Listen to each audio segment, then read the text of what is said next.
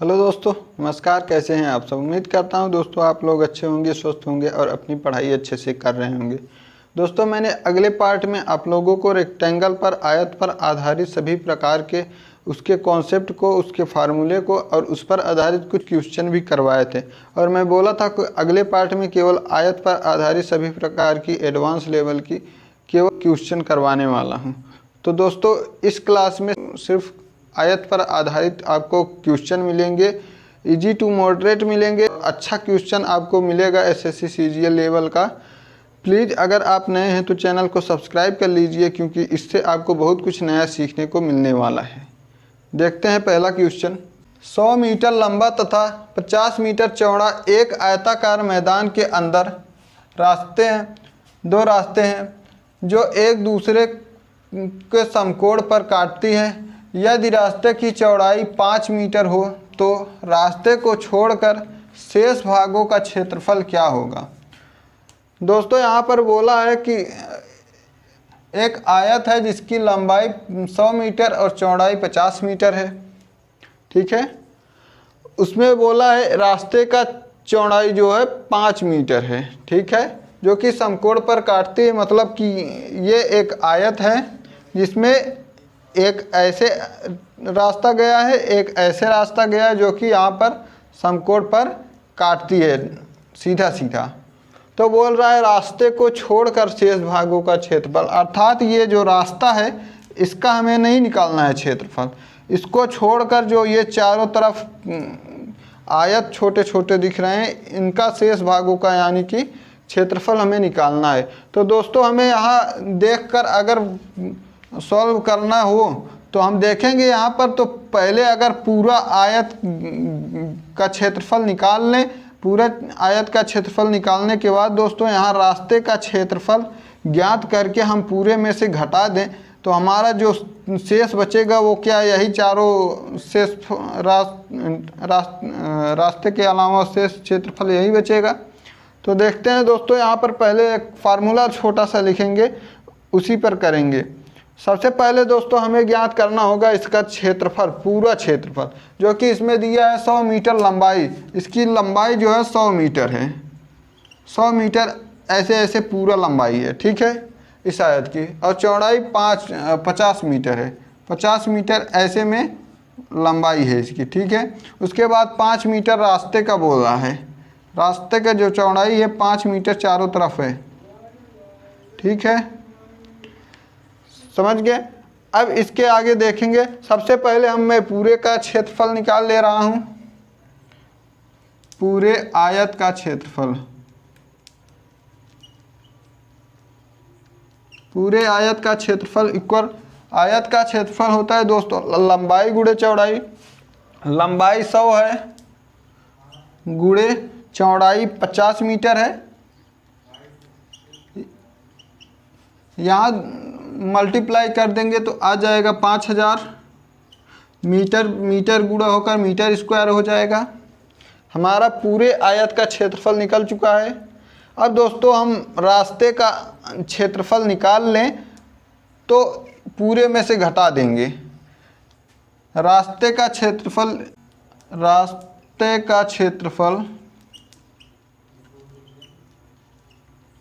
Equal, दोस्तों मैंने एक फार्मूला दिया था।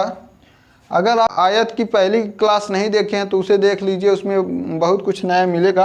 एक फार्मूला दिया था दोस्तों, x इंटू लंबाई प्लस चौड़ाई माइनस x। ये बीच वाले रास्ते को ज्ञात करने का फार्मूला है। ठीक है, इसी पर मान रख देंगे। यहाँ पर x हमारा चौड़ाई को दिखाता है, तो यहाँ चौड़ाई 5 है।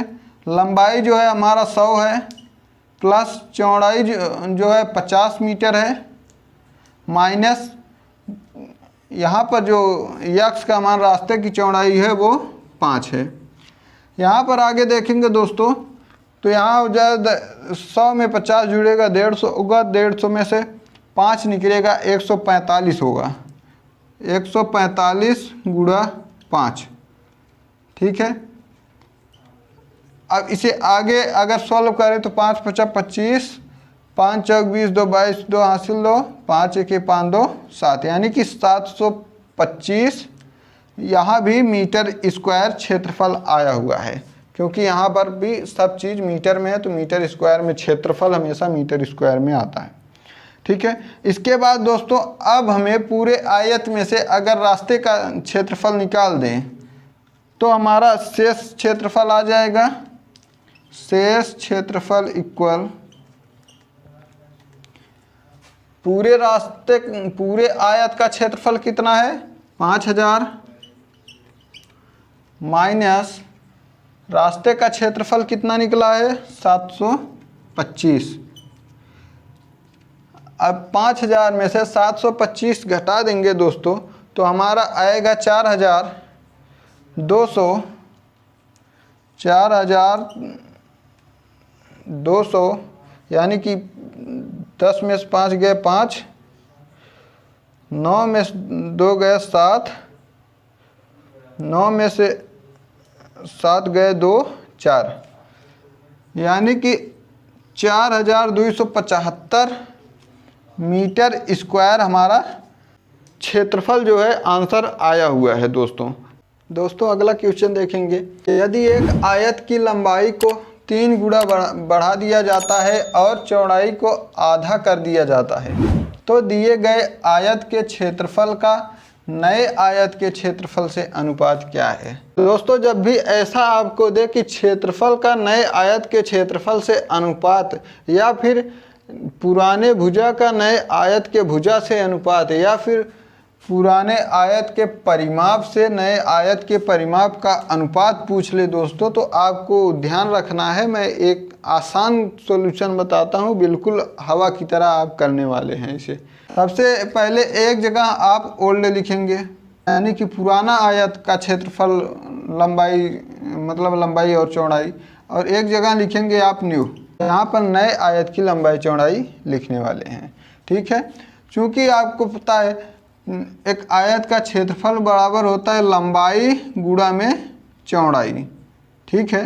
बटे में क्या होगा, लंबाई गुणा चौड़ाई जब होगा तो वहाँ आ जाएगा हमारा एरिया। ठीक है। एरिया यानी क्या, क्षेत्रफल आ जाएगा। यहाँ देखेंगे लंबाई जो है बोल रहा है यदि किसी आयत की लंबाई को 3 गुना बढ़ा दिया जाता है, 3 गुना बढ़ाया जाता है लंबाई को, यानी कि दोस्तों अगर आप एक चीज़ और ध्यान रखेंगे, कोई भी चीज़ अपने आप में या तो 100 होता है या तो 1 मान लिया जाता है। ठीक है। यहाँ बोला है लंबाई को 3 गुना कर दिया जाता है, लेकिन लंबाई तो दिया नहीं था, तो इसे हम अगर आसान भाषा में समझे तो अगर लंबाई पुराना पहले 1 मीटर लंबाई था तो अब 3 गुना, यानी कि यहाँ पर नया में 3 गुना हो गया। ठीक वैसे ही चौड़ाई को आधा कर दिया गया। इसका मतलब यह है दोस्तों, अगर मैं यहाँ चौड़ाई को भी 1 मान लूँ तो आधा करने के लिए 1/2 लिखना होगा, जो कि मल्टीप्लाई करने में हमारा दिक्कत होगा। इसलिए दोस्तों चौड़ाई को अगर हम 2 मान लें तो उसका आधा 1 होता है। बोल रहा है आधा कर दिया जाता है चौड़ाई, 2 से 1 कर दिया गया चौड़ाई। तो यहाँ दोस्तों लंबाई गुणे चौड़ाई था, ये भी लंबाई है, ये भी चौड़ाई है, ये नया पुराना है, ये नया है। अब दोस्तों इसका इसी में मल्टीप्लाई कर देंगे तो हमारा क्षेत्रफल आ जाएगा 1 गुणा 2 यानी कि 2 रेशियो 3 1 के 3, ये रहा हमारा क्षेत्रफल। और यहाँ पूछा क्या है, क्षेत्रफल के नए आयत के क्षेत्रफल से अनुपात पूछा है, यानी कि पुराना आयत के क्षेत्रफल से नए आयत का अनुपात हमारा जो होगा 2:3 होगा। यही हमारा राइट आंसर है। दोस्तों जब भी आपको ऐसा अनुपात पूछे तो आप ऐसे ही लगाएंगे, बिल्कुल आसान तरीके से आप सेकंडों में सॉल्व कर लेंगे। बस एक बार रिवाइज करने की आपको ज़रूरत है। अगला क्वेश्चन देखेंगे दोस्तों। 40 मीटर लंबे एवं 32 मीटर चौड़े फर्श पर दरी बिछाने के लिए कितने मीटर दरी चाहिए होगी यदि दरी की चौड़ाई 80 सेंटीमीटर एवं दरी 20 रुपये प्रति मीटर हो, तो इस फर्श पर डलवाने के लिए कितनी लागत आएगी, यानी कि दरी को इस फर्श पर डलवाने के लिए कितनी लागत आएगी। इसमें 2 चीज़ पूछा है दोस्तों। इसमें पूछा है कितने मीटर दरी चाहिए होगी पहला तो, और दूसरा पूछा है इसे फर्श पर डलवाने के लिए कितनी लागत आएगी, लागत पूछा है और 1 मीटर लागत का मान दिया है 20 रुपये। ठीक है, तो इसे सॉल्व करेंगे। सबसे पहले दोस्तों हम दरी की लंबाई निकालेंगे। जब दरी की लंबाई निकल जाएगी तो हम उसी में मल्टीप्लाई कर देंगे 20 से, क्योंकि जितनी दरी की लंबाई पूरी होगी उसी में 20 से मल्टीप्लाई कर देंगे, हमारा लागत भी आ जाएगा। देखेंगे दोस्तों, दरी की लंबाई सबसे पहले निकालेंगे। दरी की लंबाई इक्वल फर्श जो है उसके लंबाई इंटू चौड़ाई का गुणा कर देंगे। 40 मीटर फर्श है, गुणे 32 मीटर। उसके बाद बटा कर देंगे जो दिया हुआ है दरी की चौड़ाई। क्योंकि दरी की लंबाई पूछा है तो चौड़ाई से बटा करेंगे तो लंबाई आएगा। चौड़ाई यहाँ पर दिया है 80 सेंटीमीटर। क्योंकि दोस्तों यहाँ मीटर में है, यहाँ सेंटीमीटर में है, तो यहाँ सेंटीमीटर को मीटर में करेंगे तो बटा 100 होगा। 100 को यहाँ पर ऊपर लिख देंगे। इसे काटेंगे तो यहाँ से 0 से 0 कट जाएगा, या फिर 4 दूना 8, 40 दूना 80, 2 बचेगा। 2 से 32 को काटेंगे 16 बार में, यहाँ आ जाएगा दोस्तों 16 आएगा यहाँ पर मीटर। यहाँ पर देखेंगे उसके बाद बोला है 20 रुपये प्रति मीटर है, तो यहाँ पर 20 से गुणा कर देंगे दोस्तों। 20 रुपये से गुणा कर देंगे तो हमारी जो लागत होगी 16 दूना 32,000, यहाँ पर 32,000 रुपये पूरा लागत भी आएगा। हमारी लंबाई पहले निकालना था तो लंबाई 16 मीटर निकला, उसी में 20 से गुणा कर देने से हमारी पूरा लागत आ गई है दोस्तों। इसे भी नोट करेंगे। दोस्तों अगर आप इस चैनल पर नए हैं तो प्लीज़ सब्सक्राइब कर लीजिए, क्योंकि इसी तरह का एडवांस लेवल का आपको क्वेश्चन हर बार मिलता रहेगा। हर एक टॉपिक पर मैं एडवांस लेवल का क्वेश्चन ज़रूर करवाता हूं, जिससे कि किसी भी स्टूडेंट को उसके कंपटीशन लेवल पर पेड कोर्स ले या फिर ना ले, बिल्कुल इक्वल इफेक्ट पड़ता रहता है।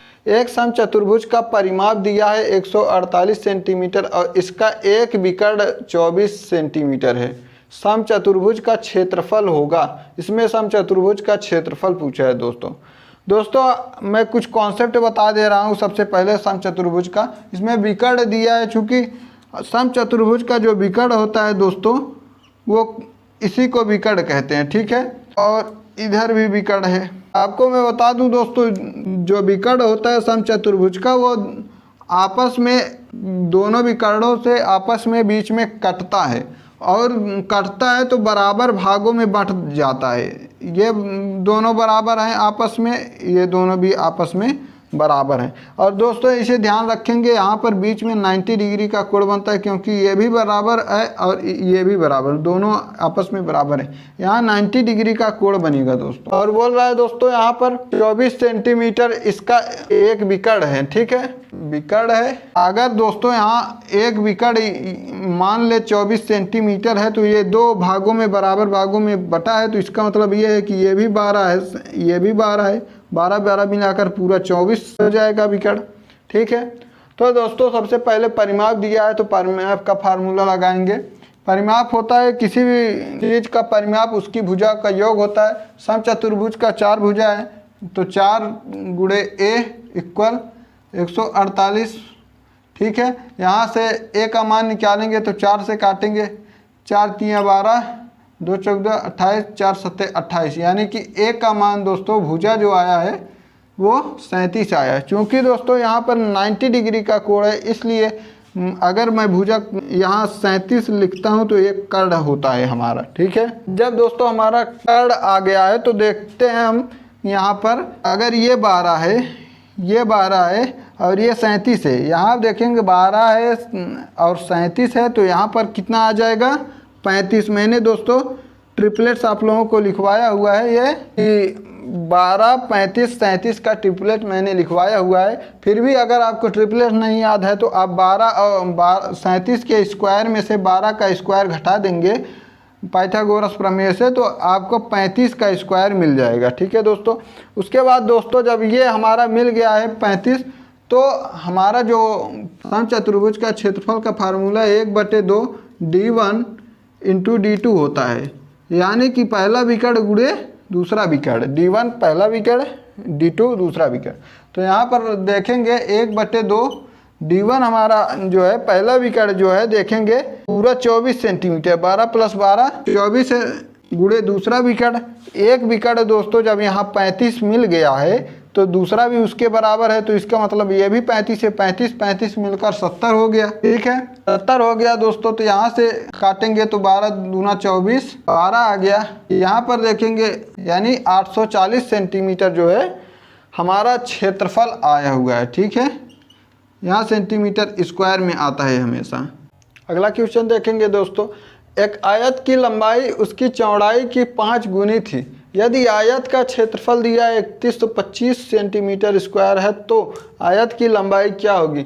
यहाँ पर दोस्तों हम देखेंगे आयत की लंबाई जो है चौड़ाई की 5 गुनी। अगर दोस्तों चौड़ाई हम x मान ले तो लंबाई यहाँ 5x हो जाएगा, क्योंकि 5 गुनी बोला है। और हमें पता है लंबाई गुणा चौड़ाई क्षेत्रफल होता है, और यहाँ क्षेत्रफल दिया है 3125 सेंटीमीटर स्क्वायर।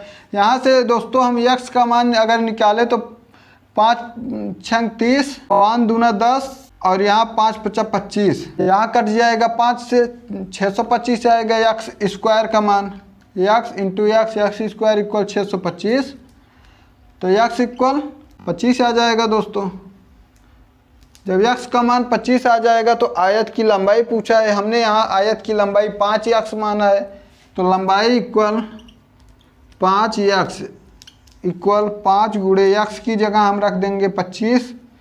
हमारा जो मान आ जाएगा 625 सेंटीमीटर हमारा आयत की लंबाई आ जाएगा। यहाँ x था, यहाँ 5x था। दोस्तों अगला क्वेश्चन देखेंगे, एक वर्गाकार खेत का क्षेत्रफल 1764 वर्ग मीटर है। एक आयताकार पार्क की चौड़ाई वर्गाकार मैदान की भुजा की 1/3 है और इसकी लंबाई इसकी चौड़ाई की दुगनी है। 15 रुपये प्रति मीटर स्क्वायर पर भाग को समतल करने की लागत रुपए में क्या होगी। दोस्तों सबसे पहले यहाँ देखेंगे वर्गाकार खेत का क्षेत्रफल दिया है 1768। मान लिए हम ये वर्ग है, इसका क्षेत्रफल दिया है 1764 वर्ग मीटर, और बोला है आयताकार पार्क की चौड़ाई वर्गाकार मैदान की भुजा की 1/3 है। यानी कि अगर वर्गाकार मैदान की भुजा हम a मान लें तो बोल रहा है आयताकार पार्क की चौड़ाई वर्गाकार भुजा की 1/3 है। वर्गाकार भुजा a है तो उसका 1/3 यानी a/3 चौड़ाई हो जाएगी आयत की। और बोला है और इसकी लंबाई इसकी चौड़ाई की दुगनी है, यानी कि अगर आयत की चौड़ाई a/3 है तो इसकी लंबाई जो होगी a/3 की दुगनी होगी, यानी 2 गुणे a/3 हो जाएगी दोस्तों। जब इतना आ गया दोस्तों तो हमें पता है क्षेत्रफल वर्ग का पता है, तो वर्ग का भुजा निकाल सकते हैं, क्योंकि भुजा स्क्वायर होता है दोस्तों वर्ग का क्षेत्रफल। ठीक है, यानी कि 1764 क्षेत्रफल दिया है तो यहाँ a कितना हो जाएगा, a हो जाएगा 42। ठीक है, यानी 42 का स्क्वायर कर देंगे तो 1764 आएगा। अब 1764 में कैसे डायरेक्ट कर दिया, इतना किसको याद रहता है, इसको बताता हूँ कैसे याद करें। दोस्तों जब भी 42 का फॉर एग्जांपल 45 का ले लेता हूँ, 45 का अगर हमें वर्ग करना होता है तो हम क्या करते हैं, ट्रिक क्या है, 50 में से 45 कितना कम है, तो 5 कम है। 5 को 25 में से घटा देंगे तो आएगा 20, तो 20 लिखेंगे। उसके बाद इसी जो जितना घटाएंगे 25 में से उतना ही उसका वर्ग कर देंगे, यानी कि 5 घटाए हैं तो 5 का वर्ग कर देंगे तो 5 पचा 25 हो जाएगा। यही हमारा 45 का दोस्तों वर्ग है। ठीक है, ठीक है, ऐसे 42 का 8 कम है 50 में से, तो 8 25 में से घटाएंगे तो 17 आ जाएगा। उसके बाद 8 का ही वर्ग कर देंगे, 8 × 64 आ जाएगा, 1764 आ गया हमारा आंसर। ये हमारा ट्रिक याद रखेंगे, हमेशा काम आएगा। उसके बाद दोस्तों जब भुजा आ गया है तो हम देखेंगे भुजा रख देंगे, यहाँ पर a की जगह 42 रखेंगे तो 14 × 42 होता है, यानी कि 14 सेंटीमीटर चौड़ाई आ जाएगा। जब चौड़ाई 14 सेंटीमीटर आ जाएगा तो चौड़ाई का 2 गुना ही लंबाई है, यानी कि 14 दूना 28 सेंटीमीटर लंबाई हो जाएगा दोस्तों। जब लंबाई 28 सेंटीमीटर हो जाएगा तो आयत का क्षेत्रफल बराबर होता है, आयत का क्षेत्रफल बराबर होता है लंबाई गुणा चौड़ाई, यानी 28 गुणे 14, 14 गुणे 28। ठीक है, उसके बाद दोस्तों जब 14 गुणे 28 आ जाएगा तो इसे लिख सकते हैं 14 गुणे 14 गुणे 2, यानी 14 दूना 28 हो जाएगा, यानी 14 का स्क्वायर करेंगे तो 196 होता है, कौन नहीं जानता। गुणे 2 कर देंगे, जब 196 गुणे 2 कर देंगे दोस्तों तो यहाँ पर देखेंगे 196 200 में से कितना कम है, 4 कम है, यानी 200 दूना 400, 400 में से 4 दूना 8 घटा देंगे तो आ जाएगा यहाँ पर 392। ठीक है, 392 सेंटीमीटर जो होगा वो क्षेत्रफल होगा। और बोला है 15 रुपये प्रति मीटर स्क्वायर भाग से समतल करने में लागत क्या होगी, तो गुणे 15 कर देंगे यहाँ पर। उस जब 15 कर देंगे तो 135 138 का 8 हासिल 3, 15 3 45, 46 47 48, यानी कि 4880 रुपये दोस्तों हमारा राइट आंसर हो जाएगा। उम्मीद करता हूं दोस्तों आपको बहुत कुछ इस क्लास में सीखने को मिला होगा। बाकी जो वैसे तो सारी पार्ट मैंने इस क्लास में कवर कर दिया है, और जो कुछ भी बचा होगा दोस्तों वो सब तो आपको आता होगा, क्योंकि मैंने बिल्कुल लो लेवल का नहीं कराया है, जो भी करवाया है बिल्कुल अच्छे लेवल का क्वेश्चन इस क्लास में करवाया हुआ है। उम्मीद करूंगा कि आपको बहुत कुछ नया सीखने को मिला होगा। अगर दोस्तों आपको कुछ नया सीखने को मिला है तो प्लीज़ कमेंट करके ज़रूर बताएं, और आप मेरे हर एक क्लास में कुछ नया सीखने को पाएंगे ज़रूर। आप पूरे क्लास को ज़रूर देखा करिए, और दोस्तों प्लीज़ चैनल को सब्सक्राइब कर लीजिए, क्योंकि आपको चैनल को सब्सक्राइब करने से आपके पास तुरंत ही नोटिफिकेशन पहुंच जाएगा। नमस्कार, धन्यवाद।